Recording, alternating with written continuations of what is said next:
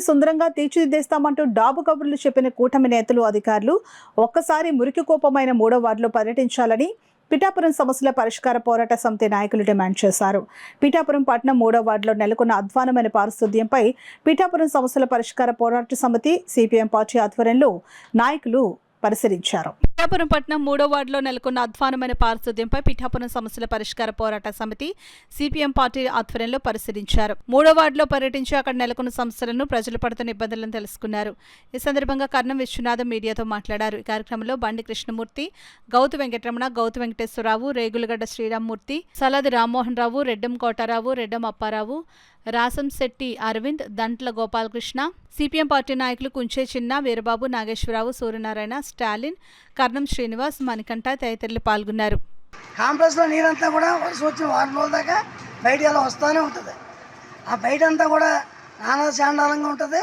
కాంప్లెక్స్లో నీరు ఉండిపోయి ఆ నీరు వల్ల చుట్టుపక్కల అందరికీ కూడా రకరకాల జబ్బులు, బాధకాలు కూడా వచ్చేస్తున్నాయి.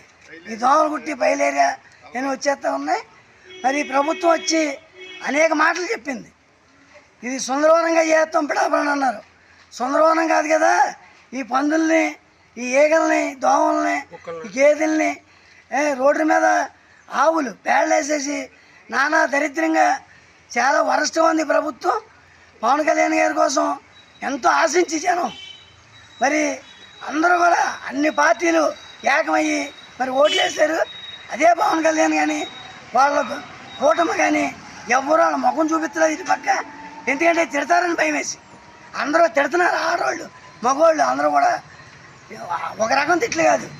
మా ఇళ్ళ ముందు నీరు పోతలేదు, తుప్పలు మొలిసేస్తున్నాయి, మా ఇళ్ళ ముందు కాలువలు లేవు, డ్రైనేజీలు లేవు, రోడ్లు లేవు అని చెప్పి ఎంతో కాలం నుంచి 30 ఏళ్ళ నుంచి మేము పోరాటం చేస్తున్నాం రోడ్లు ఏమని. ఎంతోమంది కౌన్సిలర్లు మారుతూ ఉన్నారు. మరి ఈ కూటమి వచ్చిన తర్వాత ఈ రోడ్లు వేస్తారని చెప్పి, కాలువలు వేస్తారని చెప్పి ఎంతో ఆశించి ఈ ప్రజలందరూ మీకు కలిసికట్టుగా నిలబడి ఓట్లు వేశారు. ఈ కూటమి కూడా సరైన బుద్ధి రేపు రాబోయే ఎన్నికల్లో చెప్పబోతూ ఉన్నాం.